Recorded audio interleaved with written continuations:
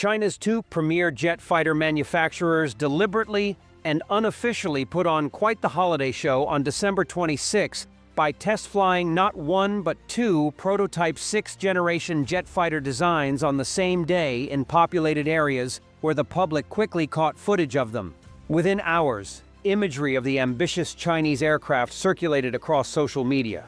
While the prototype's official designations remain unconfirmed, some analysts have tentatively dubbed them the Chengdu J-36 and Shenyang J-50 based on visible serial numbers. Some Western commentators speculate the former might be related to the JHXX program aimed at designing a supersonic fighter bomber, though Chinese sources consistently characterize both as sixth-generation fighter designs. The J-50 has also been speculatively referred to as the SAC sixth-generation fighter, with SAC standing for Shenyang Aircraft Corporation. Neither resembles any currently operational aircraft, but both share broadly diamond Dorito-shaped tailless airframes relying on differential use of engine thrust and multiple flaps to steer the aircraft in lieu of the tail control surfaces. This configuration maximizes stealth by reducing the radar cross-section, but at some cost to maneuverability. Both also appear designed for supersonic flight. Of the two, the J-50 is the more conventional in terms of size and its twin-engine, swept-wing configuration. The J-36, by contrast, is visibly much larger than the already large J-20S fighter seen flying alongside it, and apparently boasts a third jet engine on its spine in addition to two underslung engines. No operational combat aircraft, past or present, has three forward-thrust jet engines. The tri-engine configuration on the J-36 may simply reflect the need to generate more thrust for its weight, or potentially for supersonic cruising. The J-36's roomy fuselage implies an impressive internal fuel and weapons capacity. The unorthodox air show that boasted these two jets comes at an interesting time, as America's own long-running sixth-gen fighter program remains in limbo, perhaps indefinitely due to a lack of funding, and some argue, a lack of need. China's new avant-garde prototypes will heighten the debate in Washington as to whether a manned sixth-generation fighter is an expensive luxury in the age of drones or a critical necessity for maintaining U.S. air superiority in the coming decades. No operational sixth-generation aircraft exist yet, though this generation is generally expected to combine the features of the current fifth-generation stealth and networked open architecture systems with expanded drone control capabilities, AI-enhanced automation, improved all-aspect stealthiness, next-generation engines generating more electricity and allowing higher sustained speeds, and greater payload allowing them to fly farther for longer, carrying more internal weapons. Beside the U.S. Air Force and Navy's sixth-generation fighter programs, Western European countries and Japan are collaborating on two rival sixth-generation designs called Tempest and Future Combat Air System, and Russia is working on a sixth-generation interceptor called the PAC-DP MiG-41. Chengdu's chief designer Wang Haifeng announced early development work of a sixth-generation fighter in 2019. 4 years later, Popular Mechanics reported early signs of Chinese sixth-gen fighter research maturing. But just 6 months ago, a top U.S. expert on Chinese military aviation estimated it would take 10-20 years for China to develop such an aircraft. Granted, building an avant-garde prototype, even a flying one, isn't the same as a production model with mature, integrated mission systems.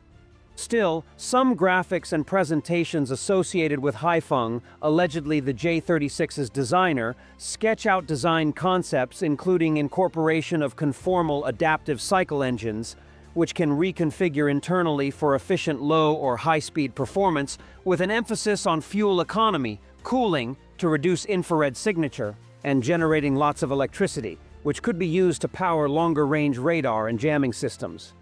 China's approach to the J-36 appears to embrace the concept of system of systems. That is, rather than a manned jet being designed to handle a full range of tasks by itself, it's considered one element of a web of systems including drones, long-range missiles, and friendly forces on land, in the sea, air, and even space, all connected with the fighter's battle network.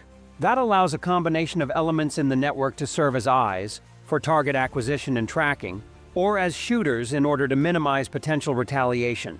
For example, a J-36 might discreetly scout ahead until it can locate the position of an enemy carrier, then, rather than exposing itself by directly attacking, transmit guidance data to a surface-launched anti-ship ballistic missile racing toward the carrier from 1,000 miles away.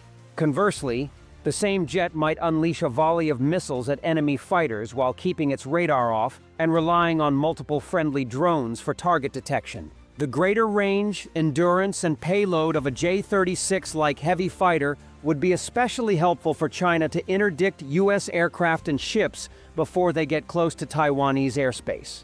Thus, a heavy fighter could theoretically rely on stealthiness, extra powerful radar and jammers, long-range missiles, drones, and supersonic surge speed to avoid being forced into a close maneuvering fight, which, in turn, makes some reductions to maneuverability palatable. As aviation writer Bill Sweetman puts it, the result may be a Chinese fighter that has less and less in common with what we traditionally think a fighter does, much as modern destroyer-class warships are very different from the torpedo boat destroyers of the early 1900s.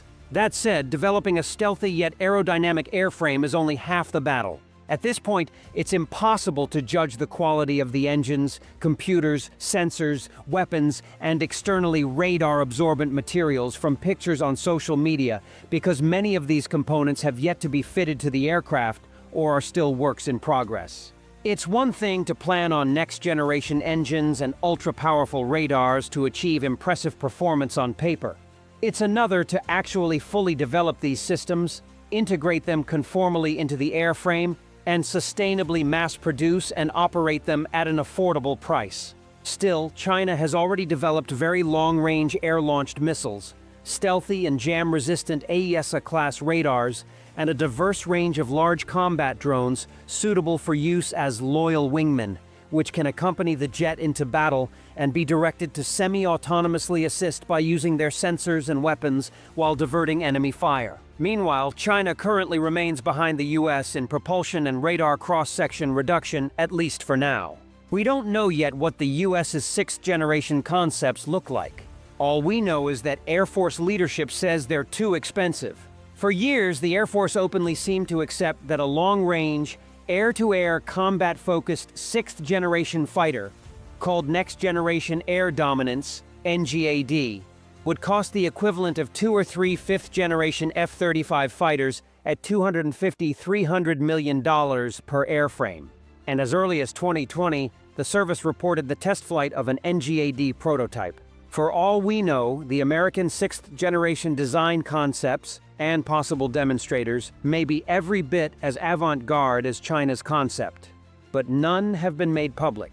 That's because in spring 2024, Air Force leaders abruptly changed their tune on NGAD, saying that unless manufacturers could offer something dramatically cheaper, the service might pass on it entirely. At the moment, the Air Force is confronted with a budget crunch as it simultaneously modernizes its ground-based nuclear missile silos and introduces new B-21 Raider stealth bombers. Giving up on NGAD was deemed acceptable because the Collaborative Combat Aircraft CCA drones designed to aid NGAD in combat would also be compatible with fifth-generation F-35 fighters.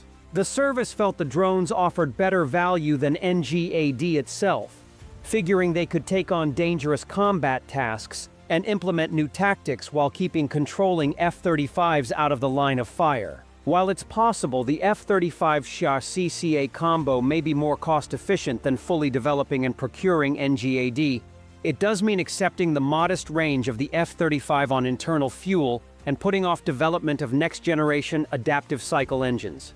The future of U.S. sixth-generation jets remains unclear. The Air Force probably cannot obtain them without additional or reallocated funding, and where the service's leadership falls on the necessity of NGAD is uncertain. However, the appearance of the new Chinese prototypes likely will create additional political pressure for a U.S. counterpart, regardless of leadership's opinions. The Trump administration might be influenced by China hawks or conversely Elon Musk, who broadly opposes procurement of manned combat aircraft.